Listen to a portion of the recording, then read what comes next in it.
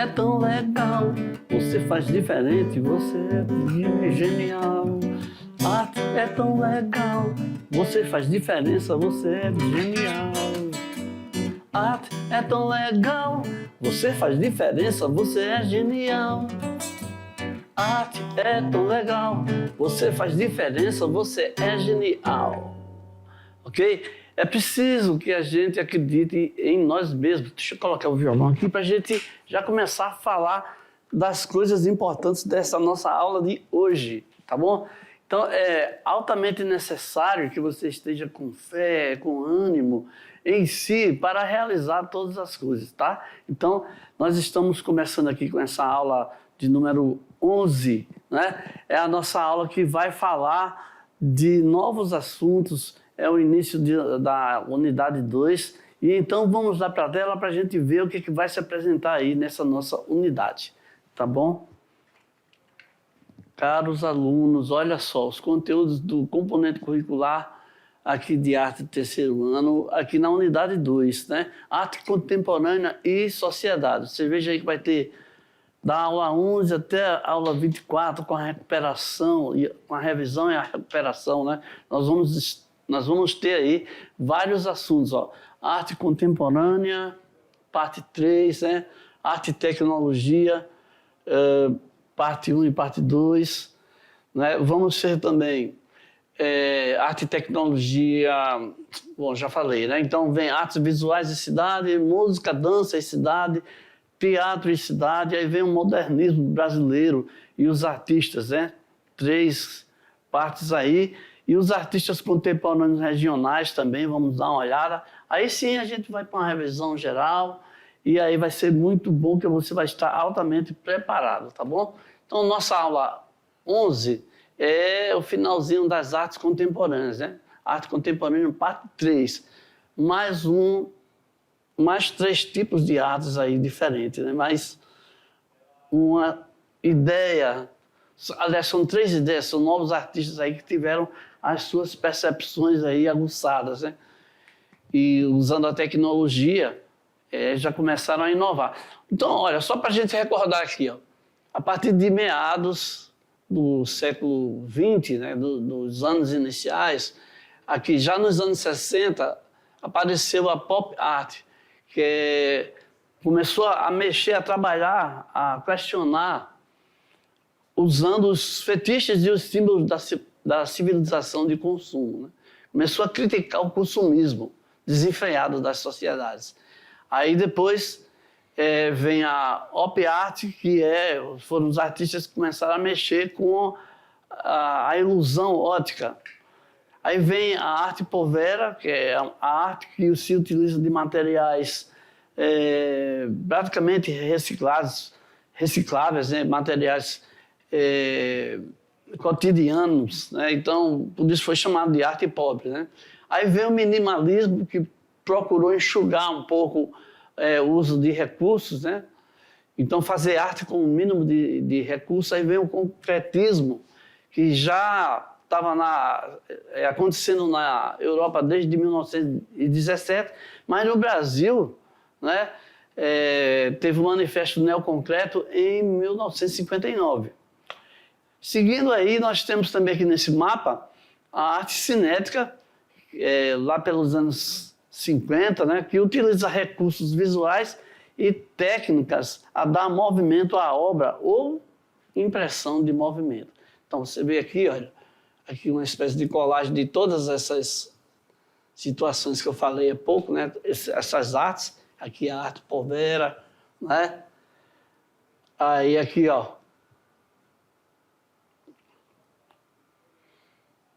Marilyn Monroe, e aí vai, né? Vamos seguir, então, com a arte cinética, que já é aqui a novidade dessa nossa aula aqui. A arte cinética é uma corrente do século XX que utiliza de recursos visuais e técnicas destinadas a dar movimento à obra ou impressão de movimento. Então, a exposição Le Mouvement, que aconteceu em Paris, né, em 1960, 1955, na Galeria Denise René, pode ser considerada como o começo da arte cinética, né? Olha só, ela utilizou o movimento real por intervenção do observador, por causas naturais ou causas motoras, né? Ou um motor. E os recursos? Os recursos, eletromagnetismo, água, vento, motores, ilusões de ótica, efeitos especiais e todos esses recursos podem e puderam ser usados, né, para a criação artística. E os materiais, madeira, metal, vidro, fios, arames, plásticos, etc. Ok? Então, temos aí mais uma arte que a gente vai ver o resultado desses conceitos aí que veio proporcionar. O que o artista veio realizar. Então, você vê aqui uma nova proposta, né, artística, aí, um objeto cinético, lá em 1966, do brasileiro Abraham Palitnik. Esta obra que possui um circuito elétrico que a movimenta. Então, deve ficar mexendo, né, isso aí. E é uma beleza, as cores, a novidade, né, estética, a novidade também ao observador, né, que vai, então, tirar as suas conclusões, ter as suas ideias. Parece uma figura meio sentada aí, muito interessante. E a metamecânica do Jean Tinguely, em 1955, ó. É uma obra que dá até uma certa semelhança com o objeto cinético, né? Então, vamos avançar aqui para a gente ver que o Alexander Calder criou aqui essas 4 pétalas negras no ar, em 1960. Né? Mais ou menos dentro da mesma ideia, dentro da mesma concepção. E aqui o vermelho, branco, preto e bronze, uma obra de 1934, né? É mais ou menos a mesma ideia aí. E lá em 1913, o Marcel Duchamp já tinha essa composição aí interessante, né, que já deu aí, já deu imagem que várias vertentes, várias interpretações fossem criadas aí, né? Então também está dentro desse conceito, dessa composição. E o concretismo? O movimento concretista tem a ver com precursores holandeses Mondrian e Theo van der Burg. O que acontece? Eles rejeitam a subjetividade e criam um idioma plástico universal, não é? Uma leitura mais objetiva. No movimento russo, o construtivismo, que além de uma arte visual e abstrata, propõe uma arte integrada à ciência e à técnica, né? Então, são vieses, né, do concretismo. Aí, aqui na Alemanha, a escola Bauhaus, né, uma escola superior de criação industrial que leva a arte para o design, né? Então, queria fazer aqui um comentário com vocês, que essa questão do desenho industrial é uma nova perspectiva para as pessoas que têm a habilidade e o desenvolvimento do desenho. É uma perspectiva onde o desenho industrial, né, onde o desenho para marcas, para logos, ele abre uma perspectiva de trabalho muito amplo, né? Isso aí é proporcionado com a abertura da escola Bauhaus, na Alemanha. Então vamos voltar lá, que a gente tem um bocado de coisa para ver hoje, né? Então vamos lá. Olha aí, ó. A arte concreta surge na Europa por volta de 1917, na tentativa de se criar uma manifestação abstrata da arte, né? Uma coisa totalmente nova, diferenciada. A busca dos artistas era incorporar a arte, a música, a poesia e as artes plásticas às estruturas matemáticas e geométricas. Então, era uma junção dessas duas ideias aí, né? Então, a intenção deste movimento concreto era desvincular o mundo artístico do natural e distinguir forma de conteúdo. Então, você está vendo aqui, ó, essa representação aqui, Bichos, a obra viva de Lygia Clark. Então, vamos seguir aqui para a gente ver mais um pouquinho aqui, ó, da arte concreta, né? Em 1936, o suíço Max Bill, morreu em 1994, emprega a expressão arte concreta para designar uma arte construída objetivamente, né? E em estreita ligação matemática. Né? Então, sua participação e premiação na primeira Bienal do Museu de Arte Moderna de São Paulo, em 1951, deu um novo alento ao movimento concretista que começava a surgir no Brasil. Então, estamos vendo aqui, ó, obras aqui do Amílcar de Castro. Ele é pintor, escultor, artista plástico e designer gráfico. Então, todas essas suas habilidades congruem, né, vão para resultar nessa concepção artística e nesse trabalho dele. E aqui o Max Bill, com a unidade tripartida, que é a sua ideia artística, seu objeto de representação concretista, dentro dos conceitos, né? Olha aqui o Max, vamos conhecê-lo, né? Ele é o artista responsável pela vida do concretismo para o Brasil. As principais características do concretismo nas artes plásticas: a busca de precisão nas formas, uso de formas abstratas, são formas relativas a um pensamento sem grande definição, né? Sem grande objetividade. A influência do cubismo, a união entre a forma e o conteúdo e a defesa da racionalidade lógica e cientificismo.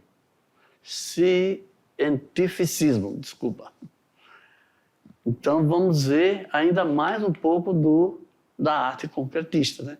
Temos aqui, ó, planos em superfície modulada número 5, que é mais uma da Lygia Clark, né?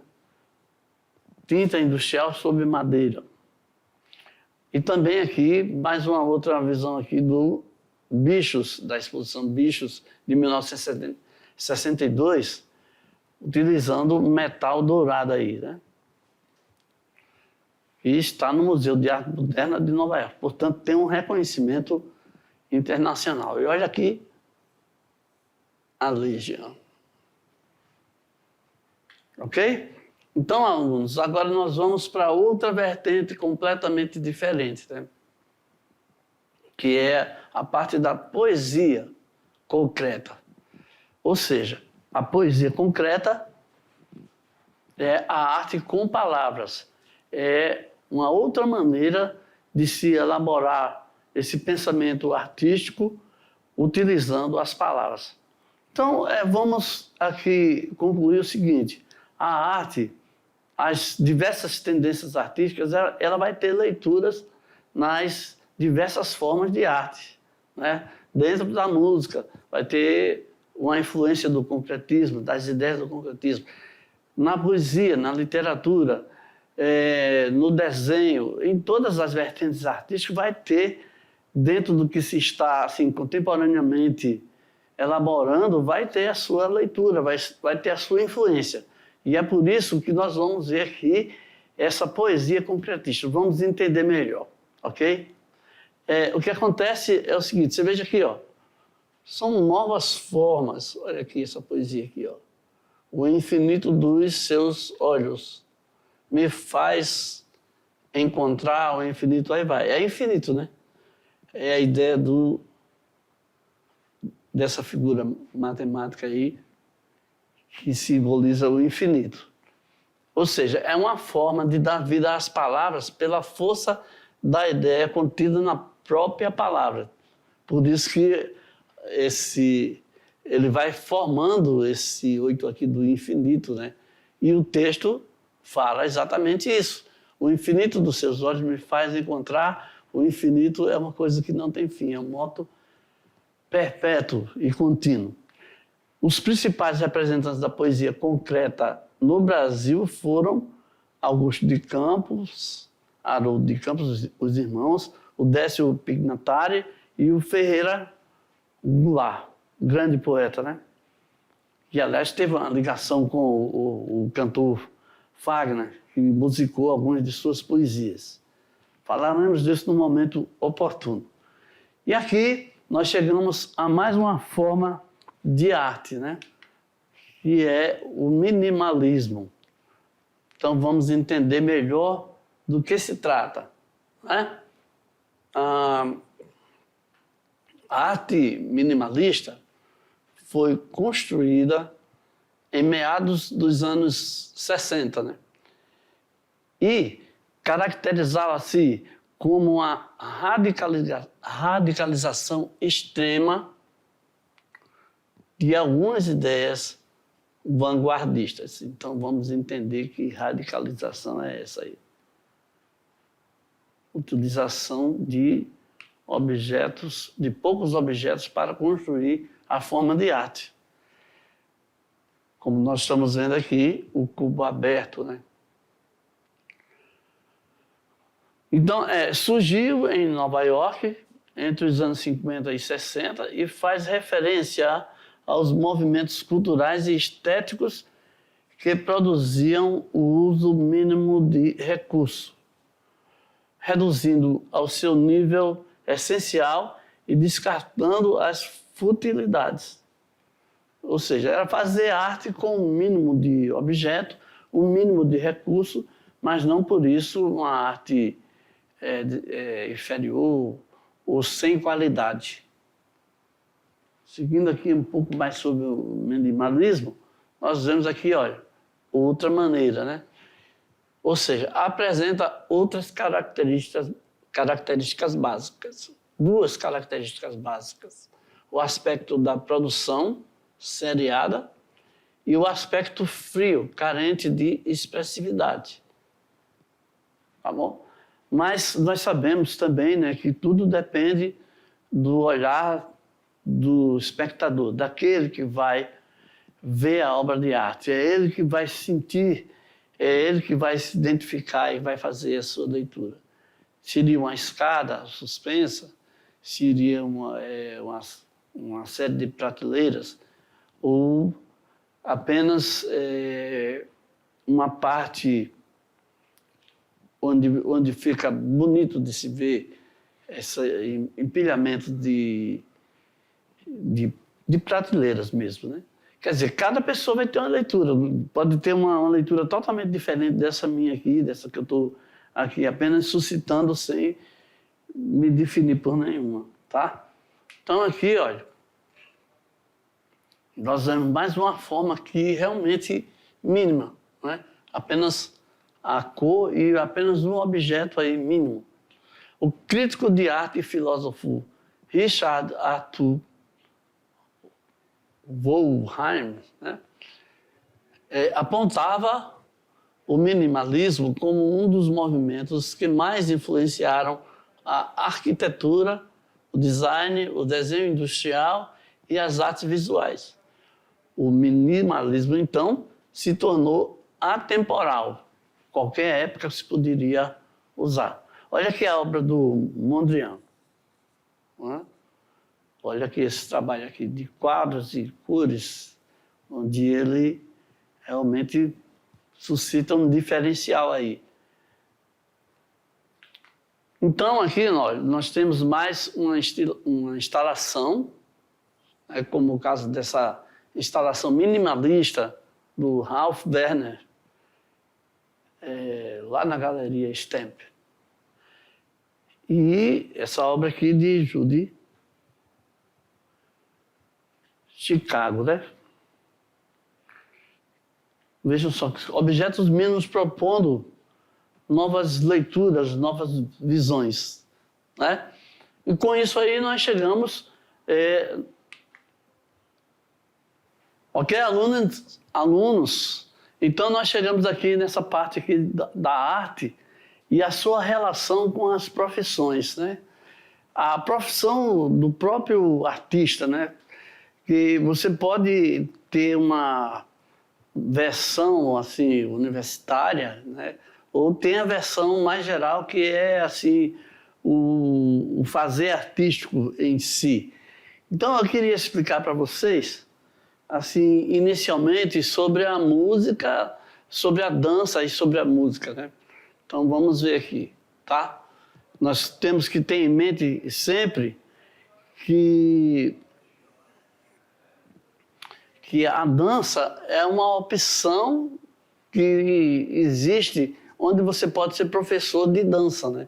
Mas também você pode trabalhar com diferentes tipos de dança, né?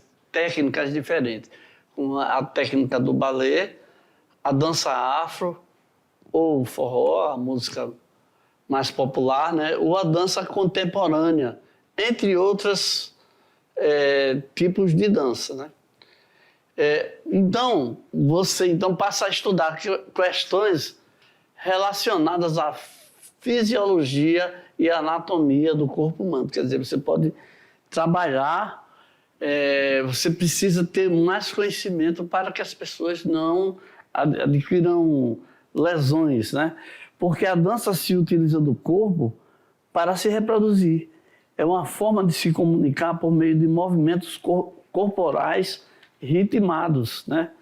Ou seja, o balé, por exemplo, é uma técnica clássica que reverberou por todo o mundo. Vários espetáculos viajaram, grandes bailarinos apareceram. A partir do momento que passou a se ter um salário, né, uma remuneração, apareceu aí o Rudolf Nureyev, apareceram aí Mikhail Baryshnikov e vários famosos bailarinos, né, que transformaram um pouco a ideia de que o bailarino ele não era assim tão importante, muito pelo contrário, eles elevaram essa arte aí, ó.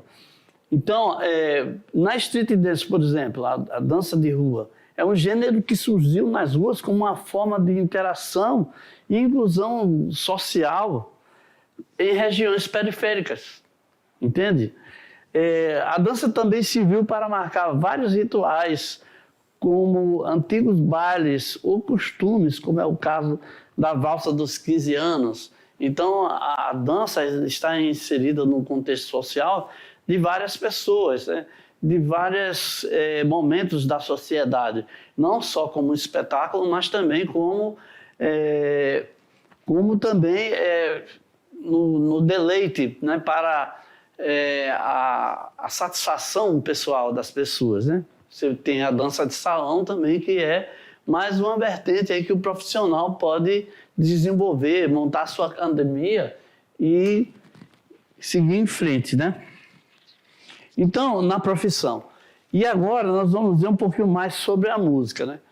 A música, você tem a opção aí de bacharelado e licenciatura. Ou seja, é escolhido por quem já possui conhecimento prévio na área. O que significa? Para chegar nesse nível aqui, né, muita gente faz um curso técnico. Existem cursos técnicos em que as pessoas chegam no nível de leitura, no nível de interpretação da partitura, e aí já começa a ter aptidão para enfrentar a peneira aqui, para enfrentar a espécie de vestibular que existe para você poder cursar, fazer o bacharelado ou a licenciatura, que lhe dá direito para ensinar o instrumento no nível mais orquestral, ou lhe dá também direito para ensinar em instituições públicas ou privadas, né? Então, você passa por uma prova, para esse outro nível aqui, você passa por uma prova de aptidão, que é analisada a sua capacidade de ler partituras e o seu conhecimento sobre ritmos e instrumentos, e escrita também para esses instrumentos. Ou seja, a música é um tipo de arte que desperta emoções intensas nas pessoas. Quem nunca colocou uma música triste em um dia ruim? A mistura de melodias, harmonias e ritmos organizados é capaz de despertar as mais intensas emoções. Ou seja, a música é capaz de se expressar nos mais diversos gêneros. Estilos musicais servem até como identificação de grupos sociais. Faz parte de vários ritos, cerimônias, além de movimentos políticos e culturais. Então, a música ela tem toda essa abertura, né, de trabalho. Além também daquela abertura de compor as trilhas sonoras para cinema, para apresentações de grupos, né? Tem as apresentações de orquestras inteiras, orquestra filarmônica, orquestra sinfônica, onde o maestro ele tem que ter aquela visão da obra como um todo para dar um passo a mais além, né? Que é a interpretação. E é por isso, então, alunos, que você sempre tem condição de se desenvolver a mais, além na sua profissão. Se você quiser, você pode se aprofundar. Existem até outros estudos que você pode fazer para complementar a sua formação, ok? Então, aqui nós terminamos com a nossa aula, né? Nós já vimos bastante conteúdos aí e nós vamos fazer uma revisão daqui a pouco, né? E aí nós vamos então também ter capacidade de fazer as atividades com folga, com facilidade.